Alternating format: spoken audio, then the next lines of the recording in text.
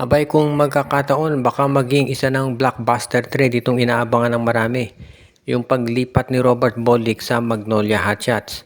Ito raw si Bolick kasi ay ayaw na dito sa NLEX dahil palagi na-eliminate ng maaga at sa tingin niya mas malaki chance niyang mag-champion kung malilipat sa Magnolia at makakasama itong si Xavier Lucero at si Jerome Lastimosa. So ang balita ngayon ang ino-offer daw ng Magnolia, ipapalit si Paul Lee plus 2 first round draft picks para kay Robert Bolick. Hindi pa natin matitiyak kung tatanggapin ito ng NLEX Road Warriors. Pero if ever na magkaroon ng ganyang offer, siguro mapapaisip din itong NLEX kasi sa ngayon itong si Robert Bolick, kung talagang gusto niyang umalis sa NLEX, wala namang choice ang NLEX syempre kung hindi pa kawalan na to. Dahil kung ayaw na nung player na maglaro dito sa iyong koponan, mas maganda talaga na palitan mo na yan para hayaan mo na lang na siyang pumili ng team na gusto niya dahil mahirap na mag-maintain ng isang player na ayaw maglaro doon sa team mo. Siyempre, madidisrupt yung tinatawag na chemistry at yung samahan nila. Kaya nga sa ngayon, ito talaga yung inaabangan natin. Kung ano mangyayari dito, lalo na at siyempre, kung ikaw itong player na katulad ni Robert Bolick na gusto mag-champion, understandable ba't gusto mong mapunta sa Magnolia dahil alam mo na ito si Alfrancis Chuma ay bibigyan ng 100% support itong si LA Tenorio.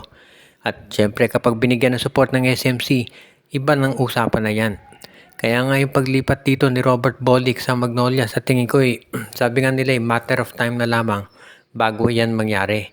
Ngayon nandito na lang sa NLEX kung tatanggapin nila yung Paul Lee plus 2 first round draft picks. Pero syempre kinakailangan din nilang pag-isipan muna kung sapat na ba yan o hindi. Baka humingi pa sila ng mga additional players para ito'y matuloy yung nasabing transaksyon at mapunta na sa Magnolia si Bolick. Ang balita ngayon na ito raw Meralco Bolts ay tumitingin dito sa Blackwater Bossing o kaya naman dito sa Terra Firma G para kumuha ng isang big man. Dito raw sa Terra Firma ang tinitignan nila ay itong si Keith Saldivar, yung dating player ng Converge FiberXs na tinrade sa Terra Firma at dito naman sa Blackwater Bossing ay si Ato Ular. Naghahanap kasi itong Meralco Bolts ng additional na mga players na pwede nilang maisama dito sa kanilang roster para magkaroon sila ng mas magandang laban pagdating dito sa mga susunod na mga games. Alam naman natin na pagdating dito sa mga ganitong klaseng games, itong Blackwater Bossing talaga ay sila na yung gumagawa ng hakbang para ma-improve yung lineup nila pati Terra Firma. Pero syempre ibang kalidad itong Meralco.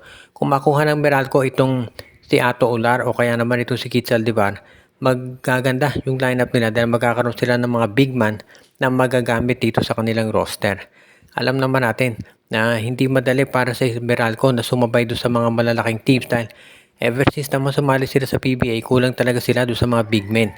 So yung pagdagdag kay Ular o kaya dito kay Saldivar ay magiging maganda yan para kay Coach Luigi Trillo.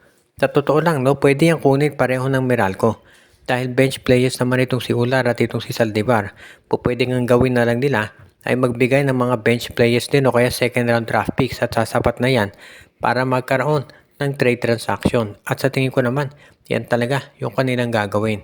Kaya mukhang ito na to dito sa mga tinatawag natin na magandang halimbawa kung saan mapapaganda yung laro nitong Blackwater Bossing, Terra Firma at Meralco Bolts. Of course, magdedepende yan kung sinong i-offer nitong Meralco pero sa ngayon mukhang maganda raw yung kalalabasan nito para dito sa dalawang nabanggit na koponan at pati na rin dito sa Bolts.